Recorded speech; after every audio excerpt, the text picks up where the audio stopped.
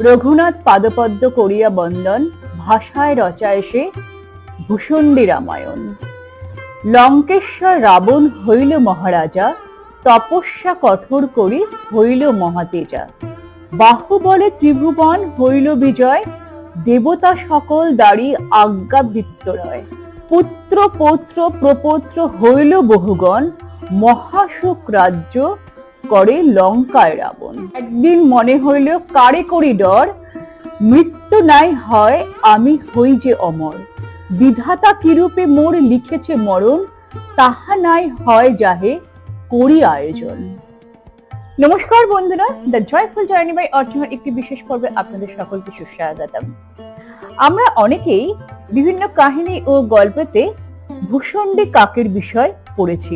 মা ঠাকুমাদের মাঝে আমরা ভূষণ্ডী কাকের বিষয় শুনেছি, কিন্তু কে এই ভূষণ্ডী কাক, কি বা তার কাহিনী, এই নিয়েই আজকের এই বিশেষ পর্বে বিস্তারিতভাবে আলোচনা করব।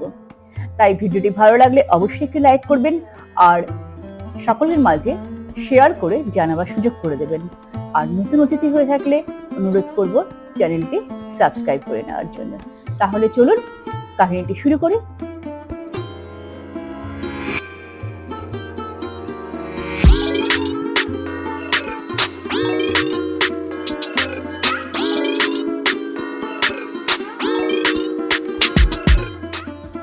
ভূষণ্ডী রামায়ণ।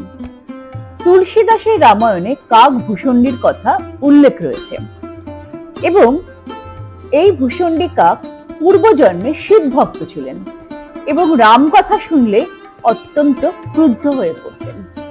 রাম ভক্ত এক সাধু একদিন ভূষণ্ডীকে বললেন, আমি শিবেরও ভক্ত, তুমি শিবকে তুষ্ট করার জন্য যা যা করছো তা সবই শ্রী রামচন্দ্রের শ্রীচরণে পৌঁছাবে।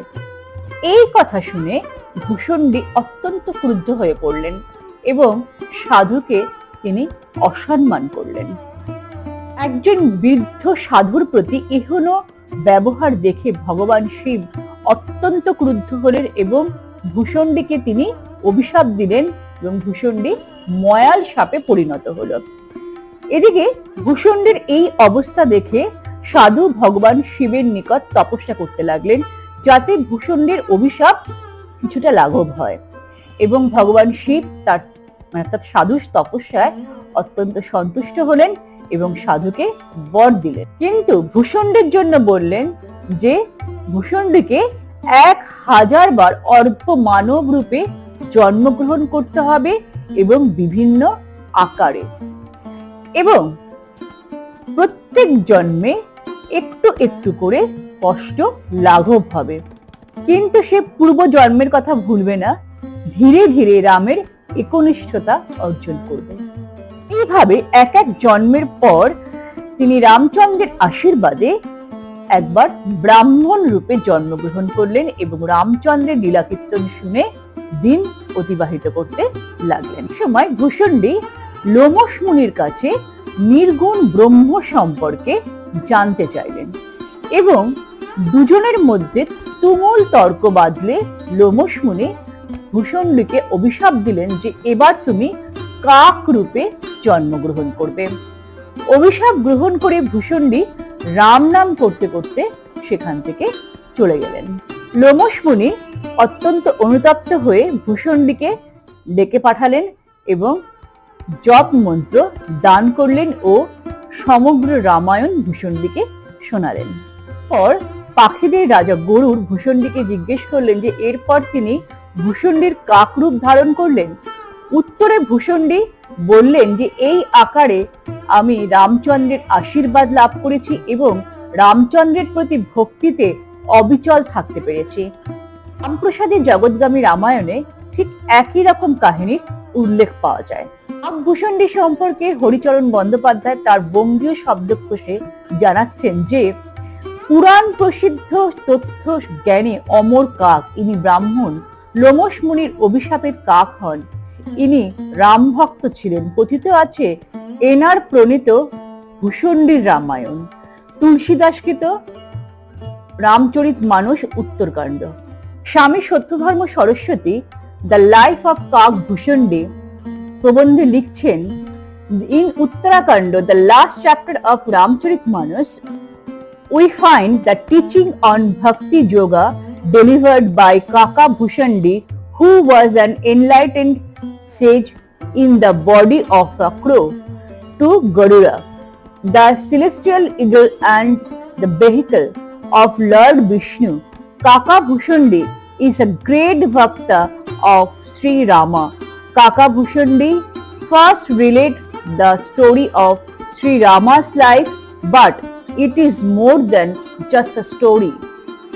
কাক ভূষণ্ডী একজন প্রজ্ঞাবান ঋষি এবং তিনি রামচন্দ্রের পরম ভক্ত এবং রামচন্দ্রের তিনি সবসময় গুণগান করছেন। রাজা পৃথ্বীচন্দ্র রামের গুণগান করতে চাইছেন। এইরকম দৃষ্টিকোণ থেকে ভূষণ্ডীর রামায়ণ নামকরণ হওয়া সার্থক হয়েছে। স্বদেশে কবিদের হাতে পড়ে মূল রামায়ণ বারবার পরিবর্ধিত হয়েছে। এই বদল থেকে মূল বাল্মীকি রামায়ণের স্বরূপটি ফিরিয়ে আনা কাজ সহজ নয়। আর এইরকম একটি প্রাদেশিক রামায়ণ নিয়ে আজ আমরা আলোচনা করব। দেশে বিভিন্ন প্রাদেশিক কবিদের হাতে পড়ে রামায়ণ আশ্চর্য রূপ নিয়েছে এবং যে রামায়ণ কখনো বাল্মীকি রচনা করেছেন সে কথা অনেকেই জানেন না। তাদের মূলধন যেহেতু অনেক ক্ষেত্রে ভক্তিরস, তাই সেখানে রাজনীতি, ধর্মনীতি, সমাজনীতির কোনো স্থান নেই। জনগণ আপন মুখের ভাষায় এমন আকুল করা কাহিনী পেয়ে বড়ই ব্যাকুল হয়েছেন। রামায়ণের মুখ্য চরিত্রগুলো যে চেহারা যেভাবে বাল্মীকির রামায়ণে ছিল, তার ওপরে প্রাদেশিক রং বেরঙের টান পড়ায় চরিত্রগুলো অনেক সময় পাল্টে গেছে। মূলত চরিত্রগুলো কি ছিল তাই হারিয়ে গেছে। বাল্মীকি রামায়ণের বর্তমান রূপে বেশ কিছু অংশকে প্রক্ষিপ্ত বলে মনে করা হচ্ছে। এর মধ্যে বিভিন্ন পর্যায়ে আছে, অর্থাৎ এই কাণ্ডগুলি কিছু অংশ খ্রিস্টীয় প্রথম শতাব্দীর মূল রামায়ণের ভেতরে জায়গা করে নিয়েছে, অন্যগুলি তারপর এবং কিছু অংশ তারও পরে অ্যাড হয়েছে বা যোগ হয়েছে। হিমালয় পর্বত বললে শুধুমাত্র হিমালয়কে জানলেই তো চলবে না, অর্থাৎ তার সমস্ত পর্বতের নাম, গুহা, হিমবাহ, নদী, তাদের উৎস, তাদের ইতিহাস, ভূগোল সবই জানতে হবে। তাই রামায়ণকে জানতে হলে বাল্মীকির রামায়ণকে যেমন আমাদের জানতেই হবে, তেমনি তাকে কেন্দ্র করে রচিত রামায়ণগুলিকেও জানতে হবে। ভারতে তো অনেকেই মহাকবির রামায়ণকে অর্থাৎ রামায়ণের কাহিনীকে আশ্রয় করে তাদের কবি প্রতিভা প্রকাশ করেছেন। কতজন কাব্য, নাটক, গদ্য ও পদ্য কত কিনা রচনা করেছেন, তা সবই বাল্মীকি রামায়ণে নিবিড়ভাবে সংযুক্ত হয়ে গেছে। সব তো বাদই দিলাম, বাঙালিরা যেরকম রামায়ণ বলতে কৃত্তিবাসকে বোঝেন, অর্থাৎ কৃত্তিবাসী রামায়ণকেই বোঝেন, হিন্দিতে তেমনি তুলসীদাসের প্রতিপত্তি রয়েছে। আবার দক্ষিণে রয়েছে কম্মনের রামায়ণ, তেলেগুতে রয়েছে রঙ্গনাথের রামায়ণ, কাশ্মীরি দিবাকর ভট্টের রামায়ণ, উড়িষ্যা, আসাম, নেপাল, তিব্বত সবার নিজের নিজের মতো করে রামায়ণ রয়েছে। মজার বিষয় হলো বিশেষ বিশেষ প্রদেশের কবিদের বিশেষ রূপ টানে রামায়ণের ঘটনা পরিবহনে যা পরিবর্তন এসেছে তা কখনো চমৎকার, কখনো বা আশ্চর্যের, আবার কখনো বা একদম অর্থহীন। দেশ বিদেশ প্রদেশ হাজারো কবিদের টানাটানিতে সাতকাণ্ড রামায়ণ পড়ে কে যে কি বলে সেটা শুনে এখন আর আমরা আশ্চর্য হই না। তবে একথা সত্য যে রাম সমগ্র ভারত তথা আমাদের বঙ্গে অতি প্রাচীন বা বহু প্রাচীন। বাল্মীকি রামায়ণ থেকেই বঙ্গে কৃত্তিবাসী রামায়ণ লেখা হয়েছে এবং 19 শতকে রামায়ণ চর্চা নিয়ে বহু গবেষণামূলক কাজ হয়েছে, কিন্তু বাংলা ভাষায় ভূষণ্ডী রামায়ণ নিয়ে বিশেষ কিছু চর্চা হয়েছে বলে আমাদের জানা নেই।